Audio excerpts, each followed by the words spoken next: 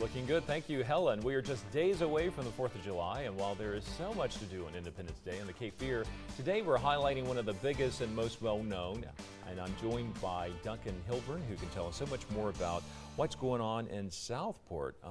You're really getting geared up for a whole weekend of festivities leading up to the 4th of July, right? Yes, we have 4 days of events. So they start tomorrow with the Firefighters competition and Beach Day at Oak Island. And we were talking about how you're expecting, what, upwards of 40,000 people possibly? Usually about 50,000 people come into town over the 3 days of the festival. And this festival, I got to tell you, it has been written about a lot. I mean, I know there have been publications in Our State magazine and other publications promoting what you have going on down there. What makes the festivities in Southport just so cool? The people. Everybody in town loves the festival. People camp out a couple of days ahead of the parade, and it's a coming together of the community. We're living in a kind of divisive time right now, but the 4th of July festival is just a chance for everybody to come together and celebrate being an American. And Duncan, I understand there's going to be a naturalization ceremony. Tell me a little bit about that. When's that taking place? That takes place on Wednesday at 4 o'clock.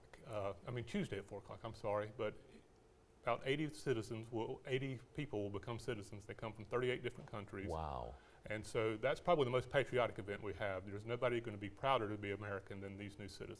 And if you've ever witnessed or seen one of those, I mean, the pride, as you say, on people's faces is unbelievable. Right. Because they've worked so hard in many cases to get here and to pass those tests to become a citizen. Yeah, like I said, it's the most patriotic event we have. And you've also got a salute to veterans as well, right? Yeah, that's a big party for the veterans. They have, somber ceremonies sometimes. But Dr. Allie Travis, who chairs this event, she wants this to be a party. It's a fun time. We have entertainment, we have food, we have a keynote speaker, we've got acrobats this year, so it's going to be a very good time. And you've also got the 9/11 mobile, Never Forget mobile exhibit. Tell me a little bit about that. That's an interactive traveling exhibit. There's things about 9/11. There's artifacts from 9/11. There's actually beams from the towers there. There are videos. There are recordings from that day with first responders. So it's a very moving exhibit. And there are also, of course, arts and craft vendors as well, if you're into that, right? Yeah, that's one of our big things. We have about 120 different vendors coming into town. And one of the things we require is that all of the vendors have to make the goods they sell. So the people you're buying from will be the actual people who made what they're selling. And then the actual fireworks will be? That's Wednesday night, 9 o'clock. That's our big party.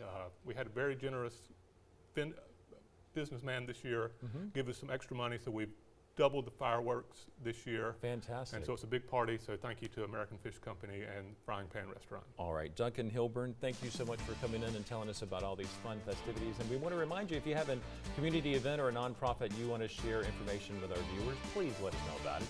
Email newsroom@WWAY-TV3.com to get more information on scheduling an interview for Good Morning Carolina. We'll be right back.